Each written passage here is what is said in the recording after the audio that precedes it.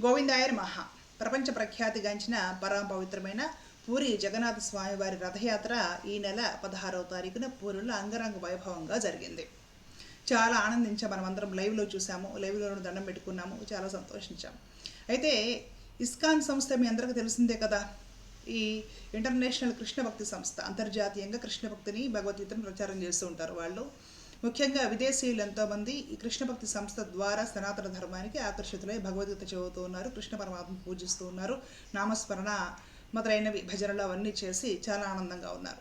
ఈ కృష్ణ భక్తి సంస్థ వాళ్ళకి పూరి ఆలయానికి ఒక గొడవ జరిగిందండి. దాని గురించి నేను కొంచెం మాట్లాడాలనుకుంటున్నాను. ముందైతే ఆ న్యూస్ కొంచెము మీకు కూడా చదివి వినిపిస్తానండి.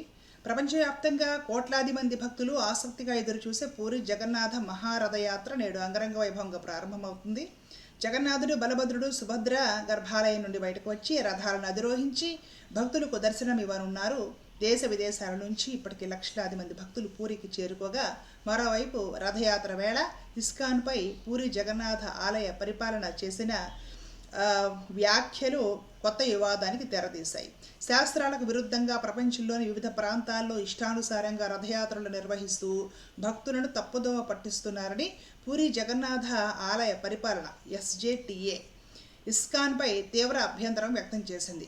ఇటీవల ఇస్కాన్ విడుదల చేసిన ప్రకటనల్లో వాస్తవాలు లేవని, తాము నిర్వహిస్తూ ఉన్న రథయాత్రలు పూర్తిగా శాస్త్రసమ్మతమేనని చెప్పడము సరికాదు అని స్పష్టం చేసింది. ఈ అంశంపై ఇప్పటికీ ఇరు వర్గాల పండితుల మధ్య చర్చలు జరిగినప్పటికీ ఇస్కాన్ వాదనలను శాస్త్రాలు, పురాణాలు ఆధారంగా తిరస్కరించామని వెల్లడించింది. అంతేకాదు, పూరి గజపతి మహారాజు దివ్యసింహదేవ్ తమ కార్యక్రమాలకు మద్దతు ఇస్తున్నారనే ప్రచారం కూడా పూర్తిగా అసత్యమని పేర్కొంది.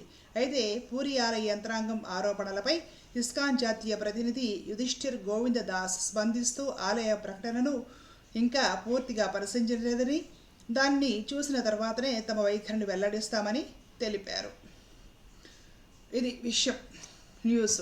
అంటే టోటల్గా సారాంశం ఏమిటి అంటే, ఇస్కాన్ సంస్థ వాళ్ళు ప్రపంచవ్యాప్తంగా ఈ జగన్నాథ స్వామి రథయాత్రలు నిర్వహిస్తూ ఉంటారు.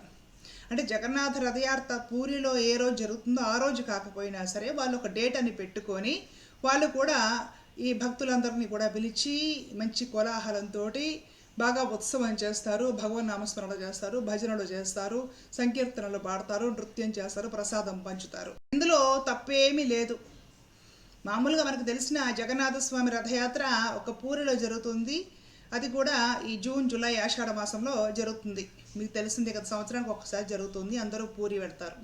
పూరి వెళ్ళలేని వాళ్ళు టీవీలో చూసి, న్యూస్లో చూసి దర్శించుకుంటారు. ఇస్కాన్ వాళ్ళకి వీళ్ళు ఈ తూర్పు భారతదేశ వైష్ణవులు, గౌడీయ వైష్ణవులు కాబట్టి వాళ్ళకు ముఖ్యంగా సేవించే ఆలయం పూరి జగన్నాథ స్వామి ఆలయం. ఎలా అయితే శ్రీ వైష్ణవులకు శ్రీరంగము, తిరుపతి ముఖ్యంగా సేవించదగ్గ అవుతాయో, అలాగే ఈ తూర్పు వైపున గౌడీయ వైష్ణవులకు వచ్చేసి పూరి జగన్నాథ స్వామి వారి ఆలయం ప్రఖ్యాతంగా సేవించగలిగేది. వాళ్ళు ఇప్పుడు ప్రపంచవ్యాప్తంగా కూడా ఈ విధంగా రథయాత్రలు అవి చేస్తూ ఉంటే మంచి విషయమే కదండి. విదేశీయులు కూడా ఎంతోమంది సనాతన ధర్మంలోకి వస్తున్నారు. ఈ రథయాత్రలు, ఈ హరినామ స్మరణలు, భగవద్గీత ప్రచారము, వీటి కారణంగా ఇది మనం ఆహ్వానించదగ్గ విషయమే కదా. ఇక్కడ కూడా వీళ్ళు శాస్త్రోక్తంగా చేయడం లేదు, పురాణాల ప్రకారం చేయడం లేదు, శాస్త్రం చెప్పినట్టుగా చేయట్లేదు అంటే పూరిలో సాగినట్లుగా అన్ని చోట్ల సాగుతుందో ఆలోచించండి. ఇప్పుడు మనం ఉన్న చోట మనకన్ని సదుపాయాలు, సౌకర్యాలు ఉంటాయి, గొప్ప గొప్ప పండితులు ఉంటారు, గొప్ప ఆలయ వ్యవస్థ ఉంది.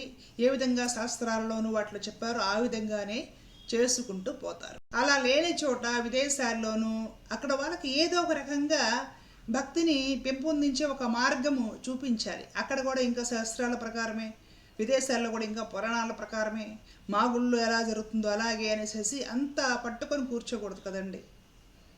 విదేశాల్లోనూ ఎక్కడెక్కడో చేసేటప్పుడు ఏదో ఒక ఉత్సవంగా, ఒక భజనగా ఎప్పుడైనా చేసుకోవచ్చు, దాంట్లో తప్పేముందనేసి ఎంతగా శాస్త్రాలు తిరిగేసి ఆక్షేపణ చేస్తున్నారు. నాకైతే ఇది సరిగా అనిపిస్తుంది. ప్రపంచవ్యాప్తంగా ఇస్కాన్ వాళ్ళు జగన్నాథ రథయాత్రలు ఇవి చేయబట్టే కదా ప్రపంచవ్యాప్తంగా అక్కడ జనాలు సనాతన ధర్మం వైపుకి, కృష్ణ భక్తి వైపుకి ఆకర్షితులు అవుతున్నారు. వాళ్ళు చాలా సంతోషంగా ఈ బొట్టు పెట్టుకుంటున్నారు, మరలాంటి అందమైన డ్రెస్సులు వేసుకుంటున్నారు, తులసిమాలు ధరిస్తున్నారు, భగవన్నామ స్మరణ చేస్తున్నారు, భగవద్గీత చదువుతూ ఉన్నారు, ఇంట్లో కృష్ణ పరమాత్మ మూర్తిని పెట్టుకొని ఆరాధిస్తూ ఉన్నారు, శాకాహారం తీసుకుంటున్నారు, మద్యమాంసాలు 3 పూట్ల ఎప్పుడు కావాలంటే అప్పుడు తీసుకునే దేశంలో అన్నీ మానేసి శుద్ధ శాకాహారం తీసుకుంటున్నారు, సంతోషంగా బ్రతుకుతూ ఉన్నారు, డ్రగ్స్ మానేస్తున్నారు. ఏదో రకంగా అక్కడ ఇంకా సనాతన ధర్మం ప్రచారం చేయించాలి అని ఆలోచన చేయకుండా మా పూరిలో జరిగినట్టు శాస్త్రం ప్రకారం జరగట్లేదు, మా గుళ్ళో జరిగినట్టు జరగట్లేదు, శాస్త్రాలకు వ్యతిరేకం, పురాణాలకు వ్యతిరేకమని ఇంకా ఈ రోజుల్లో శాస్త్రం అన్ని చోట్ల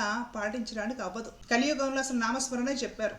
ఏదో రకంగా భగవంతుడిని ఒక ఉత్సవంలా ఒక ఉత్సవం చేసుకోండి, భగవంతుడికి ఒక భజన చేసుకోండి, నృత్య గీతాదులతోటి భగవంతుడిని ఆనందించండి, అనుభవించండి, భగవన్ నామము, భగవంతుడి గుణాలు తెలుసుకునే ప్రయత్నం చేయండి, తరించండి, అంతవరకే చెప్పారు. కాబట్టి చిన్న విషయాలకి ఇలాంటి రాద్ధాంతాలు మంచివి కాకపోవచ్చు. పైగా ఈ గౌడీయ వైష్ణవ సాంప్రదాయ ప్రవర్తకులైన మన మహాభక్తులు, ఆచార్యులు గౌరాంగ మహాప్రభు స్వామివారు, చైతన్య స్వామివారు ఎవరైతే ఉన్నారో ఆ మహాత్ముడు తన జీవితంలో ఎంతో కాలము పూరిలో గడిపారు, అలాగే బృందావనంలో గడిపారు. వారికి పూరి జగన్నాథ స్వామి వారు అంటే ఇష్టము, పూరిలోనే ఎక్కువ గడిపారు, పూరిలోనే వారు అంతర్ధానమయ్యారు అని కూడా చరిత్ర చెప్తుంది. జగన్నాథపురి ప్రసిద్ధ వైష్ణవ క్షేత్రం అయి ఉండి, ఈ ఇస్కాన్ వాళ్ళు కూడా వైష్ణవులు అయి ఉండి ఎవరిని ఇక్కడ అవమానించని కూడా లేదు. వాళ్ళెవరు జగన్నాథ స్వామిని అవమానించలేదు. ఈ పూరి ఆలయంలో వాళ్ళెవరు కూడా చైతన్య స్వామిని అవమానించారు, ఎంతో గౌరవిస్తారు. ఇలాంటి చిన్న చిన్న విషయాలకి శాస్త్రాలకి అనుకూలంగా లేదు, పురాణాలకు అనుకూలంగా లేదు, కరెక్ట్గా చేయట్లేదు రథయాత్ర, ఇవన్నీ విదేశాల్లో అవుతాయా. కాబట్టి ఇలాంటి చిన్న చిన్న విషయాలకే గొడవలు పెద్దవ చేసేసుకొని మనకి గొడవలు పెరిగేలా ప్రవర్తించకుండా ఉంటే బాగుంటుందని నా అభిప్రాయం. దీని గురించి మీరేమంటారో కామెంట్ సెక్షన్లో తెలియజేయండి. అందరికీ జగన్నాథుడు చల్లగా చూడాలి.